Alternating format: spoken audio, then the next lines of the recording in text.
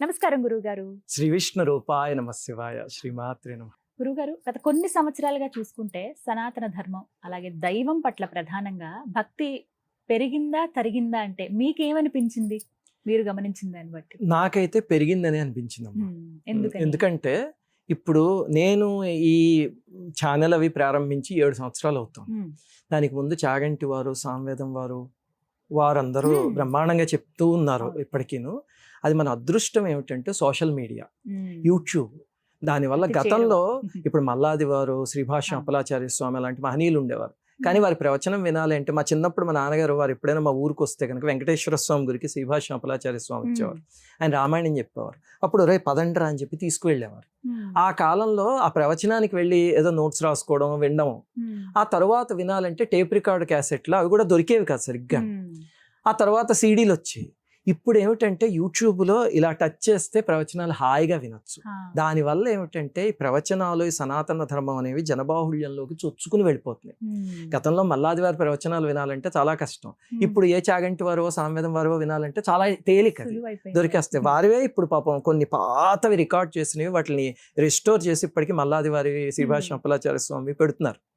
అందుకని నాకు అనిపించేది అయితే సోషల్ మీడియా వచ్చిన తర్వాత జనాలలో భక్తిను, అవేర్నెస్ పెరిగాయమ్మా. నేనైతే ఖచ్చితంగా పెరిగాయని అనుకుంటున్నాను. చాలా మంది గురువు గారు జర్నీల్లో వెళ్ళేటప్పుడు, నిద్రపోయేటప్పుడు అలా పెట్టుకుని వింటూ ఉన్నారు చాగంటి గారి ప్రవచనాలు కావచ్చు. అంతెందుకు మీవైనా కూడా నేను అలా విన్నదాన్నే. ఏమన్నా కథలు చెప్పినప్పుడు మీరు ఏవైతే రిసెర్చ్ చేసి కొన్ని చెప్తారు చూసారా, హిస్టరీకి సంబంధించినవి, అసలు అవి నిజంగా జరిగాయా, శాస్త్రంలో ఏం చెప్పబడింది, ఎలా మనం పూజలు చేయాలి, ఇవన్నీ కూడా నిజమే కదా, ఇవన్నీ మనం ఎందుకు తెలుసుకోలేకపోయామా అని అనిపించేవి. అంటే సినిమాల్లో ఏవైతే చూసామో మా జనరేషన్ వారంతా కూడా సినిమాలు ఇవి చూసి అవే అని అనుకుంటాం. కానీ శాస్త్రంలో చెప్పబడింది ఖచ్చితంగా వేరుగా ఉంటుంది. ఇది నిజమే అంటారా? అంటే ఒకటమ్మా, సినిమా మాధ్యమం మొత్తాన్ని తీసిపారేయాల్సిన అవసరం లేదు. ఎందుకంటే తెలుగు వాళ్ళల్లో అసలు పురాణాలు అనేవి అవగాహన వచ్చిందే సినిమాల వల్ల. ఇప్పుడు మనకి ఎన్టీ రామారావు గారు, ఎస్వి రంగారావు గారు, సావిత్రి గారు, నాగేశ్వరరావు గారు ఇలాంటి వాళ్ళు బోల్డ్ మంది సినిమాలు చేయబట్టే పురాణాలంటే అవగాహన వచ్చింది. కాకపోతే సినిమాల్లో 2-3 రకాలు ఉన్నాయి. మొట్టమొదటిది ఏమిటంటే కొంచెం డ్రమటైజ్ చేసి తీసినవి. అంటే పురాణంలోనో శాస్త్రంలోనో ఇలా ఉందనుకోండి, దాన్ని కొంచెం డ్రమటైజ్ చేస్తారు సినిమా వాళ్ళ, తప్పు లేదు. అదేమిటంటే రక్తి గట్టించడానికి చేస్తారు. కానీ పాత్రలు ఔచిత్యం దెబ్బతిందు. కొన్నిటల్లో కల్పితాలు తీశారు. కల్పితాలు తీసినా సరే పాత్రలు ఔచిత్యం దెబ్బతినకుండా తీశారు. ఉదాహరణకి మాయాబజార్ సినిమా ఉంది, అది చూడని తెలుగు వాళ్ళు ఎవరో ఉంటారు కదా. మాయాబజార్ చూడని ఇల్లు ఉండదు అసలు. మాయాబజార్ మొత్తం కల్పితమే. ఆ సినిమాలో ఒక లైన్ కూడా నిజం కాదు. కాకపోతే పాత్రలు ఔచిత్యం దెబ్బతింది. పరమాత్మ అంటే పరమాత్మ లాగే ఉంటాడు, ఘటోత్కజుడు లాగే ఉంటాడు. అందుకని కల్పించినా సరే ఆ మహాపండితులు, కవులు వాళ్ళందరూ ఔచిత్యం దెబ్బతినకుండా తీశారు. ఆ తర్వాత కొన్ని ఘోరమైన సినిమాలు వచ్చి అందులో ఏమిటంటే కమర్షియలైజ్ చేసి హిట్ చేసుకోవడం కోసం, ఇప్పుడు ఉదాహరణకి పాండవులు దుర్మార్గులు, కౌరవులు చాలా మంచివాళ్ళు అన్నట్టు సృష్టించి తీయడం, ఇవి డేంజరస్ తప్ప ఇవి చూస్తే కల్పితాలైనా కొంచెం ఇదైనా సరే భగవంతుడి మీద విశ్వాసం అవి మాత్రం అలాగనే ఉంటాయి. అలాగే పెద్దల మీద గౌరవం అవి ఉంటాయి. కొంత అప్పటి జనరేషన్ కి అవి కరెక్ట్, ఇప్పటి జనరేషన్ కి ఇవి. ఇప్పుడు ఇంకా ప్రవచనాల ద్వారా ప్రతి వాళ్ళు చేస్తున్న ప్రయత్నం ఏమిటంటే అవి జనబాహుళ్యంలోంచి చొచ్చుకుపోయినవి మళ్ళీ బయటికి తీసుకొచ్చి నిజాలు చెప్పాలి. నేను కూడా అదే ప్రయత్నం అప్పుడప్పుడు చేస్తూ ఉంటా. అది చేస్తున్నాం అందరం. ఆ రకంగా అవి సమసిపోతాయని అనుకుంటున్నాం. తెలుసుకోవాలి, గుర్తించాలి, అసలు ఏమిటి నిజాలు ఏమిటనేవి ముందు తెలుసుకోవాలి, మన ధర్మం గురించి, మన శాస్త్రం గురించి. అలాగే గురుగారు, ఎన్నో ధర్మ సందేహాలు ఉంటాయి నిత్య జీవితంలో. అవి ఎన్నిసార్లు విన్నా కూడా ఇంకా అవి సందేహంగానే మిగిలిపోతూ ఉంటాయి. అందులో భాగంగా కొన్ని నివృత్తి చేస్తారని భావిస్తూ, వితంతువుల విషయంలోనండి పూజ, అసలు పూజలు చేయొచ్చా, చేస్తే గనక ఎలాంటి పూజలు వారు చేయాలి, అసలు వాళ్ళు అర్హులా కాదా అనేది ఒక పెద్ద ప్రశ్న. మీ మాటల్లో వినాలనుకుంటున్నాను. మీరు చాలా సమాజానికి ఉపయోగపడే ప్రశ్న అడిగారమ్మా. ఎందుకంటే ఒక జాడ్యం ప్రారంభమైంది. ఏమిటంటే వితంతువులని అవమానించటం అనేది ఎంత ఘోరంగా తయారైందంటే, అది నాకు ఒక ఆవిడ చెప్తున్నారు. వాళ్ళ కోడలు ఇంట్లో ఏదో ఒక చిన్న ఫంక్షన్ పెట్టుకుని అత్తగారిని, ఆవిడ పాపం వితంతు పూర్వసువాసిని, నువ్వు ఈరోజు బయటికి రావడానికి వీల్లేదు, నీ మొహం చూసారంటే కనుక ఇంటికి వచ్చిన వాళ్ళందరికీ ఇది, నువ్వు లోపల పడుండు అని చెప్పి తలుపేసేసింది అని చెప్తే చాలా బాధపడ్డాను నేను. ఇలాంటివి ఘోరమైన సంఘటనలు జరుగుతున్నాయి. ఎంత దురదృష్టకరం అంటే బొట్టు పెట్టుకోకూడదు అని ఒక ఇది ఉంది. అవును గురువు. బొట్టు పెట్టుకోకుండా వాళ్ళు బయటకు వస్తే ఉదయమే బొట్టు లేని మొహం చూసాను రా అంటారు. ఫోన్లే వాళ్ళు బొట్టు పెట్టుకుని బయటకు వచ్చారు అనుకోండి, భర్త పోయినా సరే బొట్టు పెట్టుకుంటుంది అంటారు. అంటే ఈ వర్షంలో అయినా వాళ్ళని ఏడిపించాలి, ఈ వర్షంలో అయినా వాళ్ళని ఏడిపించాలి. ఏడిపించడం మాత్రం కామన్ అంతే. ఇది విన్నారా మీరు ఎక్కడైనా? ఎంత బాధాకరం అది. అంటే ఒరే మీరు ఇలా చేదరించుకుంటున్నారని వాళ్ళు బొట్టు పెట్టుకుని వస్తే పెట్టుకున్నారు అని తిడతారు, పెట్టుకోకుండా వస్తే పొద్దున్నే నీ మొహం చూసాము అని తిడతారు. ఇంకా వాళ్ళ పూజలు అవి చెయ్యాలా అనే విషయానికి వస్తేనమ్మా ఒకటి ఆలోచించండి. ఇప్పుడు ఏదో ఒక పూజ తీసుకోండి, ఉదాహరణకి సత్యనారాయణ వ్రతం తీసుకోండి. ఆవిడికి వివాహం కాకముందు సత్యనారాయణ వ్రతం చేసిందా లేదా? చేసింది కదా. అంటే సత్యనారాయణ వ్రతం అనేది భర్త వల్ల వచ్చిందా? రాలా. వివాహం కాకముందు నుంచి చేసుకుంది సత్యనారాయణ వ్రతం. వాళ్ళ అమ్మా నాన్న చేసుకుంటుంటే పక్కన కూర్చుంది వివాహం కాకముందు. మరి భర్త పోయాక అదే వ్రతాన్ని ఆపేయాల్సిన అవసరం ఉంది? భర్తతో రాలేదు అది, భర్త తీసుకురాలేదు కదా. భర్త తీసుకురాకుండా ముందు నుంచి ఉన్నది. ఏదో ఆవిడకి రోజు శివుడికి ఏదో చిన్న అభిషేకం చేసుకుంటుంది సాయంత్రం. భర్త పోయాక ఎందుకు ఆపేయడం? ఆ అభిషేకం చిన్నప్పటి నుంచి ఉన్నదే. లలితా సహస్రనామం చిన్నప్పటి నుంచి చదువుకుంటుంది. అందుకని పూర్వసువాసనలు ఏవి ఆపాల్సిన అవసరం లేదు అలాంటివి. కాకపోతే ఇప్పుడు ఒక పేరెంట్ని తీసుకోండి. ఇప్పుడు ఆ పేరెంటానికి ఆవిడ వెళ్ళింది అనుకోండి, అక్కడ ముత్తైదువులు అందరూ ఉంటారు. ఈవిడ ఒక్క ఆవిడ అక్కడ కూర్చోగానే మొట్టమొదటి ఆవిడ మనసు చివుక్కుమంటుందా? ఆ బాధ కలిగించటం ఎందుకు అని కొన్ని సాంప్రదాయాల్లో ఏం చెప్పారంటే అలాంటి వాటికి వెళ్ళడం మానేమన్నారు. అది ఈవిడికే మంచిది కూడా. పర్సనాలిటీ డెవలప్మెంట్ ప్రకారం చూసినా సరే మీరు ఆడ్ మ్యాన్ అవుట్ అంటారు. ఎందుకు అలా అయిపోయి అనవసరంగా ఆవిడ ఇబ్బంది పడడం? అదేదో హాయిగా ఆవిడ ఇంట్లో కూర్చోవచ్చు. అందుకని అలా కాకుండా అక్కడ ఆదరించే వాళ్ళు ఉంటే కనుక తప్పకుండా వెళ్ళండి, తప్పేమీ లేదు. మీరు పూర్వసువాసినుల వైపు నుంచి అడిగారు, నేను జనబాహుళ్యం వైపు నుంచి చెప్తున్నాను, గుర్తుపెట్టుకోండి. జనాలందరికీ చెప్పే విషయం ఏమిటంటే మీరు ఎన్ని పూజలు చేయండి, ఏమి చేయండి, పూర్వసువాసిని అవమానించారంటే కనుక మీ పూజ మొత్తం బూడిదలో పోసిన పన్నీరట్టే. ఆ పని మాత్రం చేయకండి. అమ్మవారు జనబాహుళ్యానికి బుద్ధి చెప్పడానికే మనకి దశమహావిద్యల్లో ధూమావతి స్వరూపం అని ఉంది. ఆ తల్లి పూర్వసువాసిని స్వరూపంలో ఉంటారు. ఈ మలినాంబర అని ఆవిడ వర్ణన అలా ఉంటుంది అనమాట. అలాగే జుత్తు కూడా తెల్లబడిపోయి పూర్వసువాసిని, భర్త లేని స్వరూపంలో చేట అవన్నీ పుచ్చుకుని. మరి పూర్వసువాసిని అంత తప్పు అయితే అమ్మవారు ఎందుకు తీసుకున్నారమ్మా ఆ స్వరూపం? అమ్మవారు తప్పుడు పనులు ఏమి చేయరు కదా జగజ్జనని. అంటే అమ్మవారు మనకి బుద్ధి చెప్పదలుచుకున్నారు. ఒరే పూర్వశివాసిని రూపంలో కూడా నన్ను ఆరాధిస్తున్నారు, మీరు పూర్వసువాసిని ఎందుకు చేదరించుకుంటున్నారు? ఇలా చేశారంటే కనుక ఇప్పుడు ఏదో ఒక వ్రతం చేసుకున్నారు, వరలక్ష్మి వ్రతం ఏదో చేసుకుని ఇంటికి ఒక పూర్వసువాసిని వస్తే ఆవిడని అవమానించారు అనుకోండి, ఏ లక్ష్మీదేవి మెచ్చదు. నేను చెప్తున్నా, పూజా మందిరంలో బంగారపు పువ్వులతో పూజ చేయండి, ఈవిని అవమానిస్తే మాత్రం లక్ష్మీదేవి మెచ్చదు. ఇంటికి వస్తే మీకు ఏదో ఒక పండు ప్రసాదం ఏదో ఒకటి ఇచ్చి పంపించండి, ఏదో ఒకటి చేయండి, అంతే తప్ప ఎందుకు అవమానించాల్సింది? ఇది జనం నేర్చుకోవాలి. వాళ్ళు కూడా వాళ్ళకి కావాల్సిన పూజలు వాళ్ళకి ఇష్టం ఉన్నవి వాళ్ళు చేసుకోవచ్చు తప్ప ఇప్పుడు కుంకుమ పూజ ఇలాంటివి చేయడం మొదలు పెట్టారు అనుకోండి, వాళ్ళకే మనసు చివుక్కుమంటుంది. అంతే కదా, గుర్తొస్తుంది. భర్త గుర్తొస్తాడు వెంటనే, భగవంతుడు గుర్తు రావడం అనేసి అయ్యో భర్త అనేది గుర్తొస్తుంది. అలా కాకుండా మీకు ఇబ్బంది కలిగించని పూజలన్నీ హాయిగా చేసుకోండి. వారి మనస్సు నొప్పించకుండా వారిదే బాధ్యత అయితే వాళ్ళే జడ్జ్ చేసుకోవచ్చు. ఈ పూజ నేను చేస్తే నాకు చివుక్కుమంటుందా మనస్సు అని వాళ్ళకే అర్థమైపోతుంది, ఏ శాస్త్రం చెప్పక్కల. దీనిపైన అయితే ఎన్నో డిబేట్లు కూడా నడుస్తాయి గురుగారు. కాదు ఇలాగే చెయ్యాలి, వీళ్ళకి ఇలాగే ఉంది, ఒకసారి భర్త చనిపోయిన తర్వాత తాలిబొట్టు కావచ్చు, మెట్టెలు గాని అన్ని తీసివేయాలి, అసలు బొట్టు గాని ఇవేవి పెట్టుకోవద్దని చెప్పేది ఒక చోట. కొంతమంది అయితే గురువుగారు రంగురంగులవి ఎన్ని సంవత్సరాలైనా, భర్త చనిపోయి దగ్గర దగ్గర 10-15 ఏళ్ళు అవుతున్నా కూడా ఎర్రటి వర్ణం గాని డార్క్ కలర్స్ ఆ వస్త్రాలు కూడా, ఆ చీరలు కూడా ధరించరు. అంటే ఇదే ఇంకా రాసి పెట్టుంది ఇలాగే అన్నట్టుగా భావిస్తారు. అది రాసి పెట్టడం అని కాదమ్మా. ఒకటి ఏమిటంటే పూర్వకాలంలో మీరు చూస్తే కనుక, ఇప్పుడు మా బంధువుల వాళ్ళలో ఒక ఆవిడ ఉండేవారు, చాలా పెద్ద ఆవిడ భర్త ఉన్నన్ని రోజులు అసలు ఆవిడని చూస్తే లక్ష్మీదేవి అనిపించేది. పట్టు చీరలు కట్టుకుని బంగారం పెట్టుకుని లక్ష్మీదేవి లాగే ఉండేవారు ఆవిడ. చిన్న వయసులోనే భర్త, ఆవిడకి నాకు తెలిసి అప్పటికి 40 ఏళ్ళు ఎంతో ఉంటాయి, భర్త వెళ్ళిపోయారు. వెళ్ళిపోయిన తర్వాత మేము ఒక నెల రోజులకి వెళ్ళాం మళ్ళీ ఆ ఊరు. వెళితే కాషాయ బట్టలు వేసుకుని ఒక చోట కూర్చుని హాయిగా ఆవిడకి వైలన్ చాలా బాగా వచ్చు, వైలన్ వాయించుకుంటూ నిర్మలంగా ఆలయానికి వెళ్తూ ప్రతిరోజు వస్తున్నారు. ఏ అలంకరణలో అసలు ముందు చూసిన ఆవిడ ఈవిడైనా ఒకడే అనిపించారు. ఏ శాస్త్రం చెప్పలేదు, ఆవిడే వదిలేశారు. అంటే ఏమిటమ్మా ఇలా వదిలేశారు అని అడిగితే, నా భర్త లేనప్పుడు నాకు ఇవన్నీ ఎందుకు అని చెప్పేసి ఆవిడ వదిలేశారు. అది ఆవిడ చాయిస్, వదిలేశారు. ఎందుకు అంటే ఆవిడ అనుకున్నది, భర్త లేనప్పుడు ఇంకొకళ్ళని ఆకర్షించకూడదు నా వేషభాషలతోనూ అని ఆవిడ ఆ రకమైనది తీసుకున్నారు. అది ఆవిడ ఇష్టం. ఆవిడ ఇంకా పరిపూర్ణమైన వైరాగ్యంతో ఆఖరికి వారణాసిలో ఉండి దేహం వదిలేశారు మహాతల్లి. అలాగా అది వాళ్ళ ఇష్టానికి సంబంధించింది. ఎవరు బలవంతంగా ఎవరి మీద ఏమీ రుద్దకూడదు. వెంగమాంబ గారి చరిత్ర మీరు తీసి చూస్తే ఆవిడ చిన్నతనంలోనే భర్త వెళ్ళిపోయారు, కానీ ఆవిడ అన్ని సౌభాగ్య చిహ్నాలు ధరించారు. ఆవిడని బలవంతంగా ఆపుదామని చెప్పి ఎంతమంది దుర్మార్గులో ప్రయత్నిస్తే స్వామి ఎప్పుడు వాళ్ళకి ఎలా బుద్ధి చెప్పాలో అవన్నీ చెప్పి చూపించారు. అందుకని చాలా చేశారమ్మా. ఆవిడ్ని అసలు హింస పెట్టేశారు వెంగమాంబ గారిని. ఆ తల్లి అవన్నీ భరిస్తూ వచ్చారు మహాతల్లి. అందుకే ఈ రోజు ఆవిడని పూజించుకుంటున్నాం, వాళ్ళందరినీ తిట్టుకుంటున్నాం. అంతేనా? ఎన్ని వందల సంవత్సరాలు ఎందుకు జరిగి. కోరికలు తీరడం కోసం మనం పూజలు చేయడం కరెక్ట్ అంటారా? ఎందుకంటే నాకు ఈ కోరిక ఉంది, తీర్చాలి, నాకు ఇలా జరగాలని కోరుకుంటున్నాను అని చెప్పి కొంతమంది ఇదే నియమంగా పెట్టుకుని పూజ చేస్తూ ఉంటారు. అసలు అలా చేయొచ్చా? మంచి ప్రశ్న అడిగారమ్మా. ఇక్కడ ఒక డిఫరెన్స్ తెలియాలమ్మా. ఇందాక మనం ఎలాగైతే సనాతన ధర్మము మతము అంటే ఏమిటో అనుకున్నామో అలాగే ఇక్కడ కూడా కష్టం వేరు కోరిక వేరు.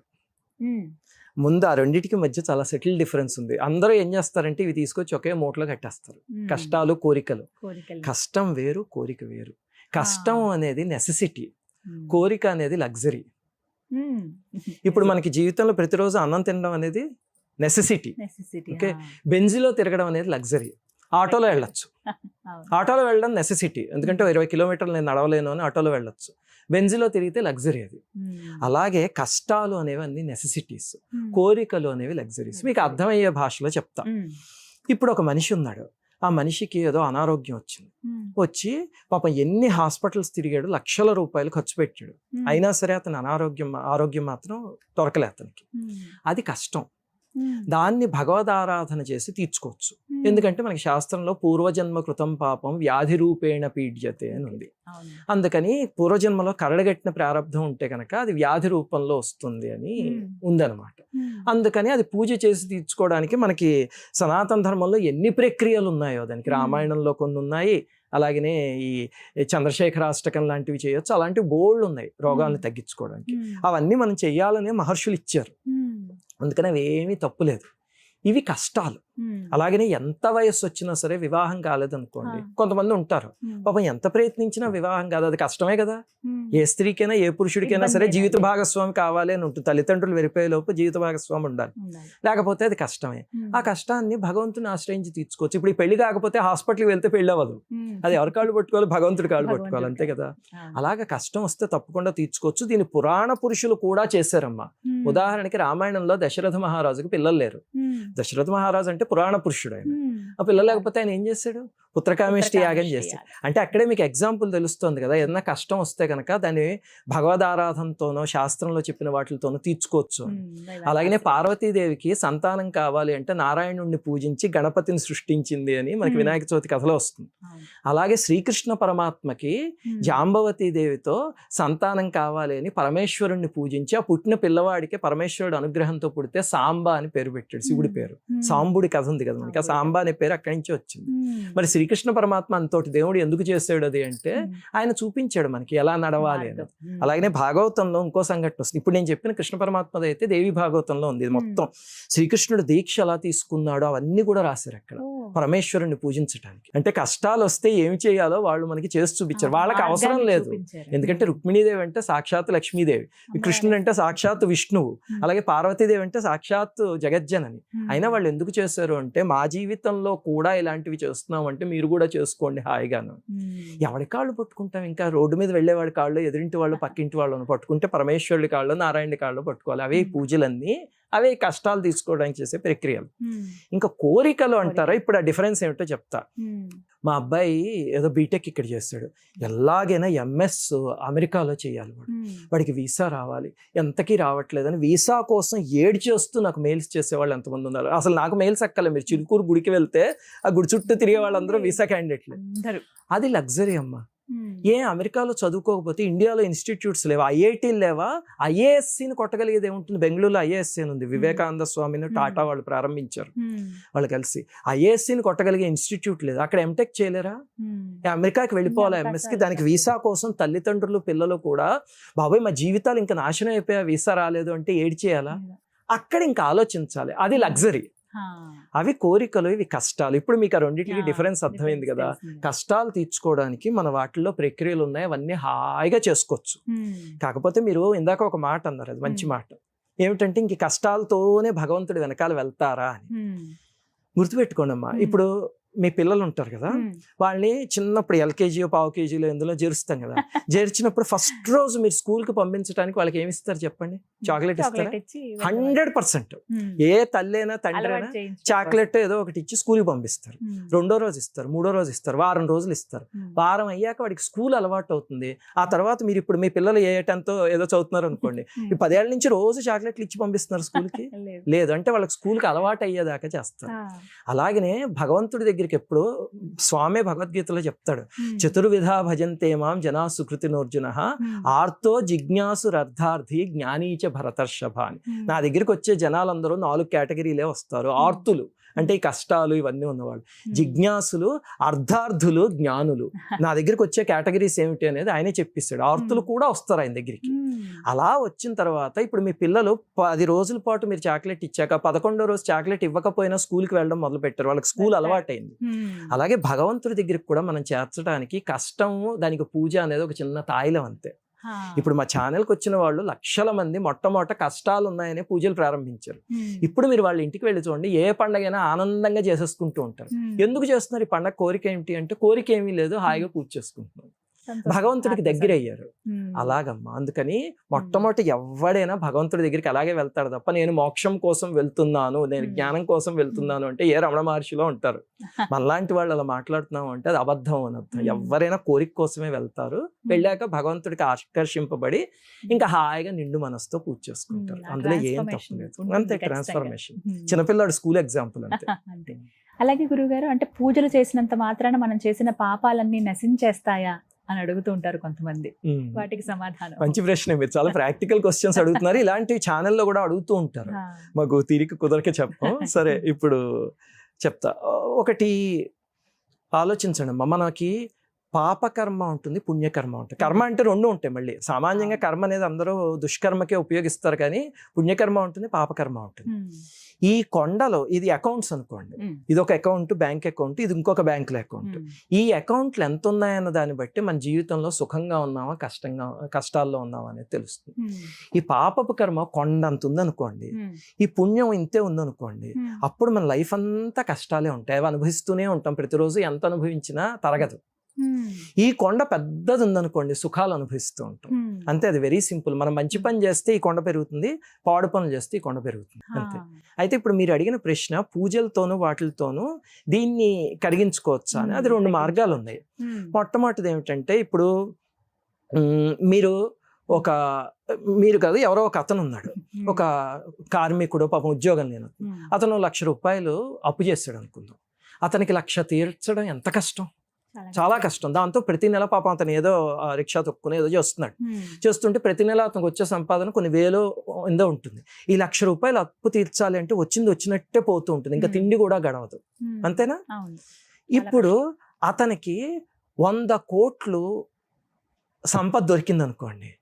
ఈ 1,00,000 అప్పు అలాగే ఉంది, 100 కోట్ల సంపద దొరికింది. అప్పుడు ఈ నొప్పి తెలుస్తుందా? తెలియదు. 1,00,000 అక్కడే ఉంది, కానీ ఆ నొప్పి తెలియదు, అంతే కదా. ఇది కూడా సేమ్ అదే అనాలజీ తల్లి. ఏమిటంటే ఇక్కడ మన పాపం ఎంత ఉంది. పూజ చేస్తారనుకోండి, పుణ్యక్షేత్రాలకు వెళ్ళారనుకోండి, దానాలు చేస్తారనుకోండి, వీటి వల్ల పుణ్యం పెరుగుతుంది. ఇది మనం విపరీతంగా పెంచేసుకున్నాం అనుకోండి, అప్పుడు ఇది అక్కడే ఉన్నా సరే అసలు మనకి దాని ఇంపాక్ట్ తెలియదు. మనం అది కరిగిపోయింది అనుకుంటాం, కానీ కరగదు, అది అక్కడే ఉంటుంది, కానీ దీనివల్ల తెలియదు అది. అంటే ఇప్పుడు వీడికి 100 కోట్లు వచ్చాక వీడి 1,00,000 తీర్చాలంటే ఒక నిమిషంలో తీర్చేసుకోవచ్చు. దానివల్ల ఈ నొప్పి అతనికి తెలియదు. ఇది పెంచుకోవడానికి పూజలు, పుణ్యక్షేత్రాలు, దానాలు ఇవన్నీ ఒక మార్గం. రెండోది ఏమిటంటే, ఈ పూజా ప్రక్రియల్లో వాటిల్లో కొన్నిటికి కర్మని కరిగించే శక్తి కూడా ఉంది, కొన్నిటికి పుణ్యాన్ని పెంచే శక్తి మాత్రమే ఉంటుంది, కొన్నిటికి కర్మని కరిగించే శక్తి ఉంటుంది. వాటిని పట్టుకుంటే కనుక కర్మని కూడా కరిగించుకోవచ్చు. ఇప్పుడు ఉదాహరణకి మీరు కనకధార స్తోత్రం తీసుకోండి. అక్కడ ఒక పేద బ్రాహ్మణి ఇంటికి శంకరాచార్యుల వారు వెళ్ళారు. ఆవిడికి పాపం అసలు తినడానికి తిండి లేదు, కట్టుకోవడానికి సరైన బట్టలు లేవు, పూరి ఇల్లు అది. అది చూసి ఆయన బాధపడి అమ్మవారిని, అమ్మ నువ్వు వీళ్ళకి సంపద అనుగ్రహించాలి, కనకధారికి ముందు కొన్ని శ్లోకాలు ఉన్నాయి, అవి చదివితే తెలుస్తుంది. అమ్మ నువ్వు వీళ్ళకి సంపద ఇవ్వాలి అంటే లక్ష్మీదేవి కనిపించానికి మనోనేత్రానికి చెప్తుంది, వీళ్ళు పూర్వజన్మలో ఏ పుణ్యము చేయలేదు, వీళ్ళకి దుష్కర్మ ఉంది, నేను ఇవ్వను అని చెప్పేసి అమ్మవారి వైకుంఠానికి వెళ్ళిపోతారు ఆయన కనిపించి. అప్పుడు ఆయన కనకధార చేసి ఆవిడ కర్మని కరిగించి ఆవిడ ఇంటి ముందు బంగారు పుసిరికాయలు కురిపించారు. కనకధార స్తోత్రానికి కర్మని కరిగించే శక్తి ఉంది, అందులో తీసుకొచ్చి ఆయన మంత్రశక్తిని నిక్షిప్తం చేశారు. అందుకే ఆర్థిక సమస్యలు ఉన్నవాళ్ళు బోలెడంత మంది కనకధార స్తోత్రం చదివితే ఇప్పటికీ ఆ కర్మ కరిగి, ఇది చెయ్యకపోయినా సరే ఈ స్తోత్రం వల్ల కర్మ కరిగి బాగుపడిన వాళ్ళు ఉన్నారు. నియమం ఉంటుందా గురువు గారు? అంటే స్తోత్రాలకి నియమాలు తక్కువ అమ్మా. మంత్ర సాధన చేయాలంటే ఈ కనకధారస్తవానికి మూలం కమలాత్మిక మంత్రం, ఇందాక నేను చెప్పింది. అది చేయాలంటే అమ్మో ఎన్ని నియమాలు ఉంటాయో, చాలా శ్రద్ధగా చేయాలి, చాలా కష్టం అలాంటివి చేయడం. కానీ కనకధార స్తోత్రం చదువుకునేటప్పుడు నియమాలు చాలా తక్కువ ఉంటాయి. అంటే చెప్పాలంటే మనకి కాన్సన్ట్రేటెడ్ ఫామ్ ఉంటుంది. ఇప్పుడు యాసిడ్స్ ఉన్నాయి మన కెమిస్ట్రీ ల్యాబ్లో, ఒక కాన్సన్ట్రేటెడ్ యాసిడ్ చుక్క మీద పడింది అనుకోండి కనబడిపోతుంది, అందుకని దానికి గ్లౌజ్లు వేసుకోవడం అన్నీ చేయాలి. డైల్యూట్ అయిపోయింది అనుకోండి, ఏ సల్ఫ్యూరిక్ యాసిడ్ ఏదో ఒకటి, అప్పుడు అది చుక్క పడినా సరే ఏం అవ్వదు. అలాగే ఇప్పుడు మీరు నిమ్మకాయ పిండుకు తాగేశారు అనుకోండి సిట్రిక్స్, అది లోపల ప్రమాదం. అది దాన్ని చక్కగా నిమ్మకాయ నీళ్లు కలుపుకుని తాగారు అనుకోండి, డైల్యూట్ చేసి. మంత్రం కాన్సన్ట్రేటెడ్ ఫామ్ అయితే స్తోత్రం డైల్యూటెడ్ ఫామ్. స్తోత్రం ఎవరైనా చేసుకోవచ్చు, దానికి పెద్ద నియమాలు ఏమీ ఉండవు. మామూలుగా ధర్మబద్ధమైన జీవితం నడుపుకుంటుంటే ఎవరైనా చదువుకోవచ్చు. అందుకే మన ఛానల్లో స్తోత్రాలే చెప్పేది. మంత్రాలు మేము ఎప్పుడు ఎందుకు చెప్పామంటే మంత్రాలకి చాలా నియమాలు ఉంటాయని చెప్పి స్తోత్రాలు మాత్రమే చెప్తూ ఉంటాం, ఎవరైనా చేసుకోవచ్చు ఈ విధంగా. అందుకనే అంటే కేవలం ఇందాక మీరు అన్నారు రెండు విభజించారు, పుణ్యపు రాశి పాపపు రాశి అంటూ ఉంటాయని. అయితే ఈ పాపపు రాశి ఏదైతే ఉందో గురుగారు, ఇది జన్మ జన్మల నుంచి వచ్చేదేనా, ఈ జన్మదేనా? అంటేనమ్మా ఈ కర్మలో త్రీ యూనిట్స్ ఉంటాయి. ఒకటేమో సంచిత కర్మ అంటారు. సంచిత కర్మ అంటే ఇప్పటికి మనం మానవ జన్మని ఒక 100 సార్లు ఎత్తున్నాం అనుకోండి, ఇంతకుముందు ప్రతి జన్మలోనూ పాప పనులు చేసినవన్నిటి డిపాజిట్ని సంచిత కర్మ అంటారు. చాలా పెద్ద డిపాజిట్ ఉంటుంది అది. అంటే మన రూపాయల భాషలో చెప్పాలంటే కొన్ని 100 కోట్లు ఉంటుంది. కానీ ఈ జన్మ తీసుకున్నప్పుడు మరి 100 కోట్ల అప్పు మనం ఒక జన్మలో తీర్చలేం కదా, అందుకని ఈఎంఐ అనేది ఒకటి ఉందా. ఇప్పుడు ఎవడైనా ఒక 2 కోట్లు అప్పు తీసుకున్నాడు, నెక్స్ట్ మంత్ నువ్వు 2 కోట్లు శాలరీలో కట్ చేస్తావు అంటే అంత శాలరీ ఉండదు ఎవరికి. దాంతో ఏం చేస్తారంటే ఈఎంఐ అని చిన్న చిన్న పార్ట్స్, వాటిని ప్రారబ్ధ కర్మ అంటారు. అంటే మనకు ఆ సంచిత కర్మ అనేది పెద్ద బ్యాగేజ్ ఏదైతే ఉందో, పాపం రవిడు అదంతా అనుభవించలేడు, చేసేటప్పుడు చాలా ఆనందంతో చేస్తాడు కానీ అనుభవించలేడని ప్రకృతి జాలితో ఏం చేస్తుందంటే అందులోంచి ఒక పార్ట్ తీసుకొచ్చి ఇచ్చి మనకి జన్మని పుట్టిస్తుంది. దాన్ని ప్రారబ్ధ కర్మ అంటారు. ఆ బ్యాగేజ్ పుచ్చుకుని వస్తాం, దాన్ని అనుభవిస్తూ ఉంటాం. అందుకే పుట్టినప్పటి నుంచి కష్టాలు కన్నీళ్ళు ఏవో ఒకటి ఉంటూ ఉంటాయి కదా ఎవరో ఒకళ్ళకి, అవన్నీ ఆ ప్రారబ్ధ కర్మ వల్ల వచ్చేవి. అంతటితో మనం ఆగుతామా? ఈ జన్మలో మనం చేస్తాం, దాన్ని ఆగామి కర్మ అంటారు. అంటే మనం కొత్త అప్పు చేసుకుంటున్నాం అనమాట. పాత అప్పు ఈఎంఐ ఒకటి కట్టాలి, దాంతోపాటు ఇంకొక పర్సనల్ లోన్ తీసుకున్నాం, దాన్ని కూడా చెల్లించాలి. ఇదంతా వెళ్ళి మళ్ళీ ఈ జన్మ అయిపోయాక ఎంత అనుభవించాం అంతా అయ్యాక మళ్ళీ ఆ సంచిత కర్మలో యాడ్ అవుతుంది, ఆ పెద్ద డిపాజిట్ లో మళ్ళీ అక్కడి నుంచి వస్తుంది. అలా ఉంటుందమ్మా కర్మ 3 స్టేజెస్ లో. అలా ఇందాక మీరు చెప్పినట్లుగా ఒక్కొక్కటి చేసుకుంటే వాటిని కూడా కరిగించుకునే అవకాశం ఉందమ్మా. అందులోనూ కర్మలో ఇంకొక 2 ఉంటాయి, ఇది కూడా చాలా జాగ్రత్తగా తెలుసుకోవాలి, అందరూ తెలుసుకోవాలి. మంచి ప్రశ్న అడిగారు మీరు. ప్రబల కర్మ, దుర్బల కర్మ అని ఉంటాయి. దుర్బల కర్మ అంటే దాన్ని మీరు పూజ ఏదో ఒకటి చేసేసి కరిగించేసుకోవచ్చు. ప్రబలమైన కర్మ ఉంటుంది, దాన్ని మాత్రం కరిగించడం చాలా చాలా చాలా కష్టం. దానికి ఏదో తపస్సో మంత్ర సాధన విపరీతంగా చేసో లేకపోతే ఎవరో మహాత్ములు అనుగ్రహించో దాన్ని కలిగించగలరు తప్ప ప్రబల కర్మని కరిగించుకోవడం చాలా కష్టం. ఆ ప్రబల కర్మ ఉంటేనే జీవితంలో ఇంకా చాలా దారుణంగా ఉండి అది ఎవ్వరూ తీర్చలేనటువంటి కొన్ని సమస్యలు ఉంటాయి. ఎలా ఏర్పడుతుంది? కొంతమంది పాపం పుట్టినప్పటి నుంచి ఇబ్బందులు ఉన్న వాళ్ళు కొంతమంది ఉంటారు. ఎందుకు ప్రకృతి అలా పుట్టించింది? ఎందుకు అలా పుట్టించి? ప్రకృతికి ఎవరి మీద పక్షపాతం ఉండదు కదా. మరి పాపం ఈ శిశువుని ఎందుకు అంత ఇబ్బందితో పుట్టించి ఇంకా జీవితకాలం ఇబ్బందితోనే ఆ శిశువు బతికేలాగా ఎందుకు చేసిన ప్రకృతి అంటే, ఉదాహరణకి పూర్వజన్మలో ఎవరినో హత్య చేసి వచ్చాడు అనుకోండి, దాన్ని మరి ప్రకృతి ఎలా హత్య చేసినప్పుడు చాలా ఆనందంగా చేస్తూ ఉంటాడు కదా, అది ఏదో కక్షతోనో. ఈరోజు ఎవరిదో పంపించాడు మా అడ్మిన్, 5 రూపాయల కోసం అని ఎవరో ఒక వృద్ధుని చంపేసేట ఎవరో ఒకరు. ఎంత ఘోరం అది, దారుణం అది. ఖచ్చితంగా అది ప్రబల కర్మ, దాన్ని అనుభవించి తీరాలంతే. దాన్ని తప్పించలేదు. ఎన్ని పూజలు చేసినా సరే పుణ్య అకౌంట్ పెరుగుతుంది తప్ప ఆ కర్మ మాత్రం తరగదు. అలా కాకుండా చిన్న చిన్న ఉంటాయి, దుర్బల కర్మలు అంటారు వాటిని. అంటే మనం చేసిన చిన్న చిన్న పాపాలు. ఇప్పుడు ఎవరినో ఒక దంపతుల్ని చెప్పుడు మాటలు చెప్పి విడగొట్టారు అనుకోండి, తర్వాత వీళ్ళకి వైవాహిక జీవితంలో ఇబ్బంది రావడం లేకపోతే వీళ్ళకి పెళ్లి కాకపోవడం జరుగుతుంది. అది దుర్బల కర్మ. దాన్ని పూజ చేసేసి తొలగించుకోవచ్చు హాయిగా. అది అందుకే కొంతమంది మా కష్టాలు పూజలు చేస్తే తీరిపోయాయి అంటారు, కొంతమంది తీరలేదంటారు. ఏమిటి దానికి ఆన్సర్ అంటే ప్రబల కర్మ ఉంటే తీరదు, దుర్బల కర్మ ఉంటే తీరుతుంది. ఆ ప్రబల కర్మ కూడా తీవ్రమైన జపం కానీ తపస్సు కానీ చేయగలిగితే దాన్ని కూడా తీర్చుకోవచ్చు. అందుకే వ్యత్యాసం చూస్తామండి గురుగారు. చాలా మంది ఇదే దేవుడు వాళ్ళకి కనికరించాడు కానీ మాకు కనికరించలేదు అని ఒక మాట అనేస్తూ ఉంటారు. అదే కారణం, దైవనిందే.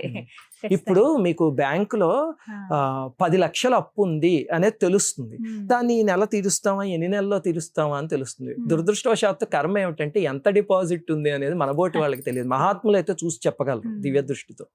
అలాంటప్పుడు సాధన చేసుకుంటూ కొంచెం కొంచెం కరిగించుకోవడం. అది ఇంత ఉంది అనుకోండి, కరగడానికి టైం పడుతుంది, ఇంతే ఉంటే వచ్చే నెల కరిగిపోతుంది కర్మ అంతే. అయితే నేను విన్నాను గురుగారు, గురు సాంగత్యంలో ఉన్నా గానీ గురువు గారి దగ్గర సేవ చేసుకున్నా కానీ ఇవి కొంతలో కొంత నివృత్తి అవుతాయి అని అంటారు. అమ్మాయి కర్మ కరిగించుకోవడానికి పూజ ఒక మార్గం అయితే, అంతకన్నా బెస్ట్ మార్గం ఏమిటంటే ఆర్తులకి సేవ చేయడం.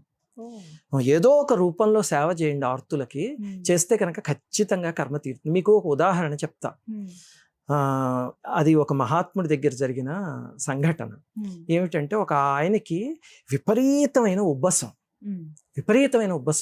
దాంతో పాపం ఎన్ని ఆస్తమా, ఎన్ని హాస్పిటల్స్కి వెళ్ళినా ఏం చేసినా ఆయనకి తగ్గలేదు.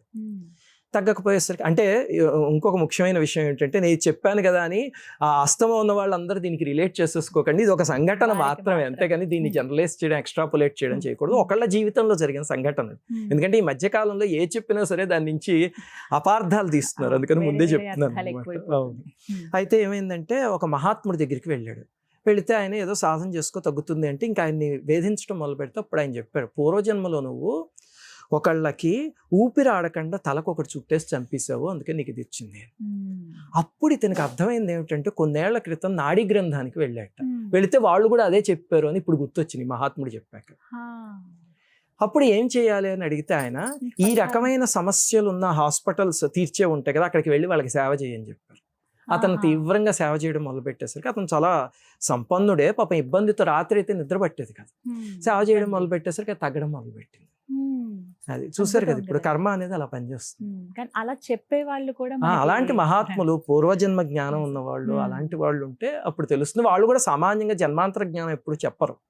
సాధన చేసే వాళ్ళకైతే కనుక వాళ్ళని చూస్తే అర్థం అవుతుంది వీళ్ళు ఏం కర్మ చేస్తుంటారు అని, కానీ వాళ్ళు సామాన్యంగా చెప్పరు, ఎందుకంటే అవతల వాళ్ళలో తీసుకునే అంత మెచ్యూరిటీ ఉండదు. ఇప్పుడు ఈయన ఏదో అది కరిగించుకోవడానికి చేశాడు, కరిగింది సంతోషం, కానీ వాళ్ళు అలా తీసుకోరు, వాళ్ళు వేరే రకంగా చూస్తారు. అందుకే ఎప్పుడు కూడా జన్మాంతర జ్ఞానం ఎవరికి ఇవ్వరు. అలా చెప్పకూడదని కూడా అంటారు కదా. కూడదమ్మా, అన్నట్టుగా వేరే అర్థాలకే వెళ్ళిపోతుంది. కరెక్ట్, అది తెలిసినా సరే చెప్పకూడదు. అలా జ్ఞానం గురించి మాట్లాడేటప్పుడు అండి, జ్ఞానం అంటే అది వైరాగ్యమేనా, జ్ఞానం పొందాము అని అంటే గనక అనేది ఒక పెద్ద ప్రశ్న ఈ రోజుల్లో. అంటే ఇంక జీవిత వైరాగ్య స్థితికి వెళ్ళిపోయామంటే ఇంక ఈ భౌతిక ప్రపంచంతో మనకి ఇంకా సంబంధం లేదు అనే స్థితికి వెళ్ళిపోతున్నారు చాలా మంది. ఆ మార్గంలోకి వెళ్ళాలన్నా కూడా భయపడే పరిస్థితి. అలాంటి వీడియోలు కానీ అవన్నీ ప్రవచనాలు కానీ అవి మాకు వద్దండి, దేవుడి గురించి చెప్పండి, పూజల గురించి చెప్పండి, వింటాం అని అంటారు తప్పితే అసలైనది ఏమిటి, పరమార్థం ఏమిటి, మన పుట్టుక అనేది తెలుసుకోవడానికి ప్రయత్నిస్తారు. మీకు మళ్ళీ అర్థం అవడానికి ఒక తేలిక ఎగ్జాంపుల్ చెప్తా.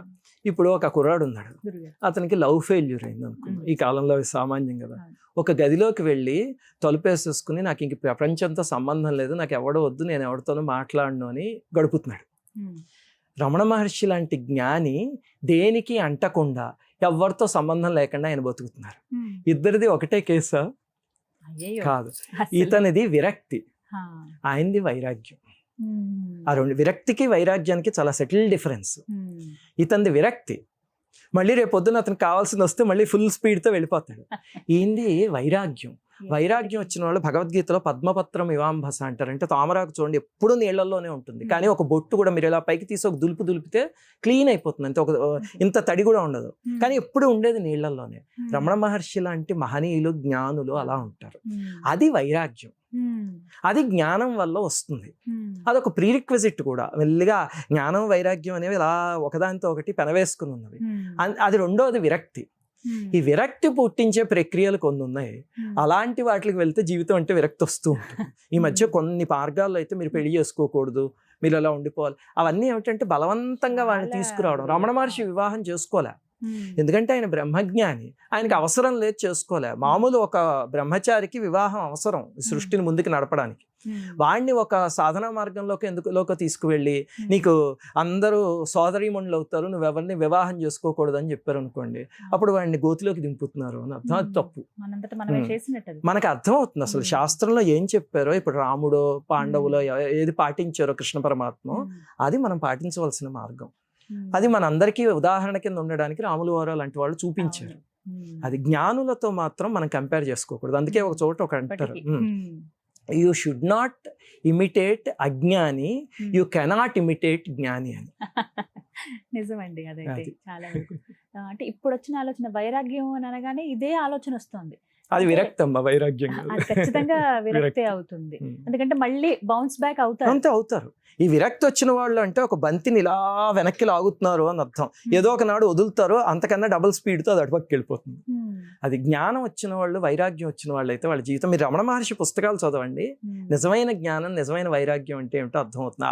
డిటాచ్డ్ అటాచ్మెంట్ అనమాట. ఇప్పుడు ఆయనకి సర్కోమా వ్యాధి వచ్చింది, వస్తే ఆపరేషన్ చేస్తుంటే నాకు మొత్తం ఏం అక్కర్లేదు అన్నారు అని మనం టీవీలో ఎవరికైనా సర్జరీ చేస్తుంటే చూస్తాం. అలాగే ఆయన చేతికి చేస్తుంటే అలా చూస్తూ కూర్చున్నారు, నొప్పి లేదు ఏమీ లేదు. ఏమిటి అంటే ఇది వేరు నేను వేరు అనే స్థాయికి ఆయన వెళ్ళిపోయారు. మనం రమణ మహర్షిని ఇమిటేట్ చేద్దాం అని చెప్పి నాకు మత్తు ఇవ్వకుండా చెయ్యండి అంటే అరుస్తాం అక్కడ. అది వాళ్ళని మనం ఇమిటేట్ చేయలేం. అది వైరాగ్యం, అది జ్ఞానం, ఇది విరక్తి. మహానుభావులు ఇది జన్మలలో సాధన చేస్తే అప్పుడు వస్తుంది. విరక్తి అనేది ఏముంది, ఒక స్కూల్ ఆఫ్ థాట్ కి వెళ్తే వాళ్ళు నేర్పించేస్తారు వారం రోజుల్లో కూర్చోబెట్టి, చిచి సంసారం ఇదంతా అబద్ధం, ఏం అక్కర్లేదు అని. బయటకు వచ్చాక వాడు మళ్ళీ సంసారంలో దిగుతాడు, మళ్ళీ సాధారణం అయిపోతారు. ఇప్పుడు ఇలాగ యంగర్ జనరేషన్ లో కూడా చాలా మంది ఇలాంటి ఆలోచనలు వస్తున్నాయి. ఇప్పుడు వస్తున్న ఆలోచనలు కొన్ని వెర్రితల్లమ్మా. ఉదాహరణకి డింక్ అనేదో తయారైంది, double income no children, DINC అనుకుంటా. అది ఏమిటి అంటే పిల్లలతో బాబోయ్ చిన్నప్పటి నుంచి వీళ్ళు రాత్రులు ఆడవడాలు, అలాగే పురిటి నొప్పులు పడ్డాలి, డైపర్లు మార్చడాలు, ఇవన్నీ ఎవడ పడతాడు ఈ బాధ. అలాగే పెద్ద అయ్యాక వాళ్ళకి స్కూల్ సీట్లు, కాలేజీలో మళ్ళీ ఎంట్రన్స్లు, ఉద్యోగాలు, పెళ్లిళ్ళు, ఇవన్నీను. అందుకని పిల్లలకి అండం మానేద్దాం, హాయిగా ఎంజాయ్ చేద్దాం అన్నట్టు మొదలైంది. కానీ ఒకటి ఏమిటంటే ఆలోచించండి, ఇప్పుడు ఒక స్త్రీమూర్తి ఉంది పాపం, 9 నెలల గర్భం అంటే ఎంత కష్టమైన ప్రక్రియ అది. ఆడవాళ్ళందరికీ సాష్టాంగ నమస్కారం చేయాలి. మగవాడు ఎన్ని కబుర్లు చెప్పినా కుర్చీలో కూర్చుని హాయిగా చెప్తాడు తప్ప మోసే తల్లులు ఉన్నారే. ఇప్పుడు ఎవడైనా మగవాడికి 2 కేజీలు నీకు పొట్టకి తీసుకొచ్చి తగిలించేసి ఉంచుతాను 9 నెలలు మోయి అంటే వాడి వల్ల కాదు. ఆ స్త్రీమూర్తిని భగవంతుడు అలా సృష్టించాడు. చూడండి, ఇప్పుడు ఆవిడ అంత కష్టపడుతుందా, చివరికి అయితే పొట్ట కోసి తీస్తారు, లేకపోతే శరీరాన్ని చీల్చుకుని బయటకు వస్తాడు. అంటే ఎంత బాధాకరమైన ప్రక్రియ అయినా సరే పురిటి బిడ్డను చూసుకోగానే ఆనందపడిపోతుంది. ఈ బాధ అంతా ఎందుకు? భగవంతుడు చేయగలిగే సృష్టిని మళ్ళీ తను చేయగలిగింది, ఇంకెవరూ చేయలేరు. భగవంతుడు ఒక్కడు సృష్టి చేయగలడు, మళ్ళీ సృష్టి చేయగలిగింది ఎవరంటే స్త్రీ రూపమే, అంతే. దాంతో సృష్టి అంటే ప్రతి సృష్టి మళ్ళీ చేసింది కాబట్టి ఆ పురిటి బిడ్డను చూసుకుని ఆనందపడుతుంది. ఆ ఆనందాలన్నీ డింక్లో వస్తాయా? డబల్ ఇన్కమ్, ఏదో రిసార్ట్లు తిరుగుతారు, ఫారిన్ కంట్రీస్కి తిరుగుతారు, ట్రిప్స్కి తిరుగుతారు. ఒక పురిటి బిడ్డని చేతిలోకి ఎత్తుకున్న తల్లి నా శరీరం చీల్చుకుని బిడ్డ బయటకు వచ్చింది అనే ఆనందం ముందు ఎక్కడైనా ఈ ఆనందాలు సరిపోతాయా? అది దురదృష్టవశాత్తు సరిగ్గా చెప్పేవాళ్ళు లేక చేస్తున్న వికార పనులు అవన్నీ. జీవితాంతం ఆ తల్లికి కొడుకు ఎంత, లేకపోతే కూతురు ఎంత పెద్దవాళ్ళైనా ఆ మూమెంట్ గుర్తుండిపోతుంది.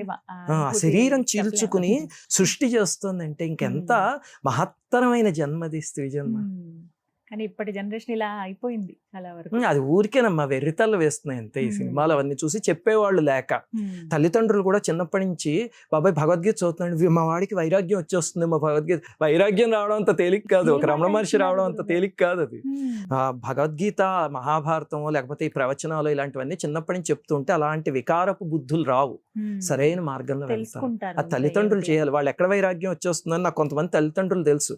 నువ్వు వెళ్తే పబ్బుకి వెళ్ళరా పర్లేదు, కానీ శ్లోకా క్లాసులకు మాత్రం వెళ్ళకు అనేవాళ్ళు ఉన్నారు. అదేమిటంటే అమ్మో అక్కడికి వెళ్తే ఏదో వైరాగ్యం వచ్చేస్తున్నారు, అంత తేలిగ్గా ఏమి రాదు. కానీ ధర్మం అంటే ఏమిటో తెలుస్తుంది కనీసం. అది మన బాధ్యత, తల్లిదండ్రులుగా ఖచ్చితంగా పిల్లలకి ఇవి నేర్పించాలి. ఆస్తులు ఇచ్చినా సరే అవన్నీ తరిగిపోతాయి తప్ప ఈ ఆస్తి ఇవ్వండి ఇది ఉంటుంది.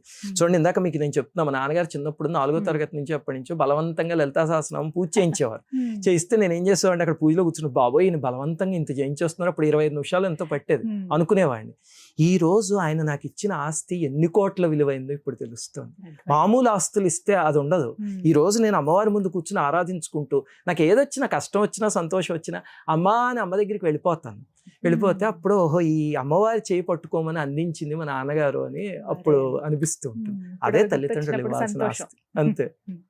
అలాగే నాన్నగారి గురించి మాట్లాడారు. అలాగే మీ అమ్మగారికి అండి తిరుమలలో జరిగినటువంటి ఒక ఘటన, ఆ అనుభూతి, అలాంటివి మీకేమైనా ఎదురయ్యాయా? అలాంటి అనుభవాలు ఏమైనా మీ జీవితంలో ఉన్నాయా?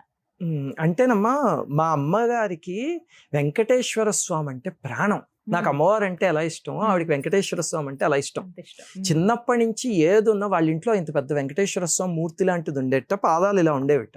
ఆవిడ వెళ్ళి ఆ పాదాల మీద తల అంచేసుకుంటే చిన్నప్పటి నుంచి ఆవిడకి ఇంకంతే తృప్తి అనమాట. ఎంత దుఃఖం వచ్చినా ఏదొచ్చినా సరే ఆ పాదాల మీద తల అంచేస్తే ఆవిడకి తృప్తి అంతే. దాంతో ఆవిడ వెంకటేశ్వర స్వామిని ఒక తండ్రి అనుకున్నట్టే ఆవిడ పెరిగారు. దాంతో ఆవిడకి తిరుమల వెళ్తే అసలు ఒళ్ళు తెలిసేది కాదు. అయ్యి బాబోయ్, అసలు ఇంకా ఒళ్ళు తెలిసేది కదా. ఆ కాలంలో ఏమిటంటే ఇప్పట్లో కాదు, మా చిన్నప్పుడు అంతా ధర్మదర్శనం చాలా తేలిక. ముఖ్యంగా రాత్రిపూట వెళ్తే కనుక రాత్రి 10-10:30 నుంచి మొదలు పెడితే పావు గంటకు దర్శనం అయిపోయేది. మీరు నమ్మరు అసలు. ఆ వైకుంఠం క్యూ కాంప్లెక్స్ నుంచి ఇలా నడుచుకుంటూ వచ్చేస్తే వైకుంఠం దగ్గర నుంచి దర్శనం అయిపోయేది అంతే. ఒక పావు గంటలో చేసేసి బయటకు వచ్చేది. అప్పుడు నాకు ఇప్పటికీ గుర్తు, ఒక రోజు అయితే మా అమ్మగారు 11 దర్శనాలు చేస్తారు ఒకే రోజు. దాంతో బయటకు వచ్చే కన్నా మళ్ళీ ఇంకొక దర్శనానికి వెళ్దాం దారా అంటే, అమ్మ మళ్ళీ ఏమిటమ్మా నిద్ర వచ్చేస్తాం, పర్లేదురా అని చెప్పి లాస్ట్ ఆలయం క్లోజ్ చేసేదాకా ఒక్క రోజులో 11 దర్శనాలు చేసి, అబ్బా నా జన్మలో ఈ రోజు నేను 11 సార్లు దర్శనం చేసుకున్నా స్వామిని అని ఆవిడ బయటకు వచ్చి చెప్తే నేను బాబు ఇదేం గిన్నిస్ రికార్డ్ రా బాబు అనుకునేవాడిని ఆ కాలంలో. ఆవిడకున్న భక్తి తీవ్రత అది వెంకటేశ్వర స్వామి మీద. అందుకే స్వామి చిన్నప్పుడే అలా కనిపించి ఆవిడకి ఆ సంఘటన చెప్పాను కదా, నేను అలా చేశాను. నాకేమైందంటే చూడండి, భగవంతుడు పిచ్చిక్కాలకి దారం గట్టి లాగడం అంటారు, అలాగే ఎప్పుడేది అవసరం అవుతుందో అలా చేస్తాడు. మా అమ్మగారు వెళ్ళిపోయిన తర్వాత నేను ఈ ఛానల్ మొదలుపెట్టాక తిరుమల రీసెర్చ్ చేయడం మొదలుపెట్టాను. తిరుమలలో చాలా విషయాలు గుప్తంగా ఉండిపోయాయి. మన చిన్న ఆలయం అనుకుంటాం కానీ బోల్డ్ ఉన్నాయి అందులో. దాంతో రీసెర్చ్ చేయడం మొదలు పెట్టేసరికి ఇంకా నా మనస్సు స్వామి మీద లగ్నం అవడం మొదలుపెట్టింది. అప్పుడు అన్నిటిలోకి నేను తిరుమల మూల విరాట్ ఆకర్షణ రహస్యం అని ఒక అరగంట వీడియో చేశాను. అది నా ఛానల్లో ఉన్న వీడియోల్లోనే one of the best videos అని నాకు అనిపించేది అనమాట. నాకు బాగా మనసుకి నచ్చిన ఒక 10 వీడియోలు చెప్పమంటే అందులో అదొకటి. చాలా అద్భుతమైన వీడియో అది. ఆ ఎపిసోడ్లో నేను అసలు వెంకటేశ్వర స్వామి అంటే అక్కడ ఉన్న విగ్రహం కాదు, అక్కడ స్వామి అలా నిలుచుకుని ఉన్నాడు, మనకి విగ్రహంలా కనిపిస్తాడు అని చెప్పి పురాణంలో అసలు ఆయన ఏం చెప్పారు, ఎందుకు అలా వచ్చారు అనేది చాలా సునిశ్చితంగా వర్ణించారు అదంతా. అది చేస్తున్నప్పుడు నాకు మనస్సు లగ్నం అయిపోయింది. ఇంకా ఆ లగ్నం అయిపోయి అది అప్పుడు నాకు తిరుమల అసలైన స్వరూపం, మా అమ్మగారికి ఏ స్వరూపం కనిపించిందో అది నాకు ఆ ఎపిసోడ్ చేశాక కనిపించడం మొదలైంది. అప్పటిదాకా నేను తిరుమలకు వెళ్తే మామూలుగా నమస్కారం పెట్టుకొచ్చేయడమే. అప్పుడు నాకు అది అర్థమయ్యి, మొన్న ఈ మధ్య ఒక స్వామీజీ ఎవరో ఉన్నారు, పీఠాధిపతులకి సంవత్సరానికి ఒకసారి వాళ్ళతో పాటు 4గురిని తీసుకువెళ్ళచ్చు. కొంతమంది పీఠాధిపతులకి తిరుమల కొండ మీద ఏదో మఠం, వాళ్ళు ఏమిటంటే ఈ కులశేఖర పడి అని ఉంటుంది గుమ్మం స్వామివారి ముందు, అక్కడ కూర్చోబెడతారు. ఆలయం మొత్తం ఇంకా దర్శనాలు ఆపేసేసి అరగంట సేపు ఆ స్వామీజీని ఆయనతో వచ్చిన 4గురిని కూర్చోబెడతారు. కూర్చోబెట్టి స్వామిని అలా చూసుకోవచ్చు మనం. అలాగే ఒక స్వామీజీ కుక్కే అని ఒక క్షేత్రం ఉంది, ఆ స్వామీజీ వారికి నేనంటే అమితమైన వాత్సల్యం, వారు రానాన్న శ్రీనివాస్ అని చెప్పి తీసుకువెళ్ళి అక్కడ కూర్చోబెడితే అరగంట చూస్తే నాకు అప్పుడు స్వామి ఆ తత్వం ఏమిటి, ఆ దివ్యమంగళ విగ్రహం ఏమిటి అని చివరికి నేను చేసిన వీడియోలన్నీ నాకు కనిపించడం మొదలుపెట్టి అనమాచార్యుల వారి జీవితంలో సంఘటన వస్తుంది. దాచుకోని పాదాలకు తగనే చేసిన పూజలివే, పూసే నీ కీరితి రూప పుష్పములివే అయ్యా, దాచుకో అంటారు ఆయన. అంటే స్వామి నేను ఇన్ని కీర్తనలు రాశాను కదా, ఇవన్నీ నీ పాదాల దగ్గర అర్పిస్తున్న పుష్పాలు తీసుకో అని. అలాగా నేను అన్ని ఎపిసోడ్లు చేశాక స్వామి ఆ పువ్వులు స్వీకరించి నాకు ఈ సాక్షాత్కారాన్ని దర్శనాన్ని కదా కలిగించావా అని చెప్పి అక్కడ కళమాట నీళ్ళు వచ్చేసాయి. అలాగే అన్నమాచార్యుల వారి కీర్తన గుర్తొచ్చి అప్పుడు నాకు స్వామి నిజంగా తత్వం ఏమిటి అనేది ఆ రోజు అర్థమైంది.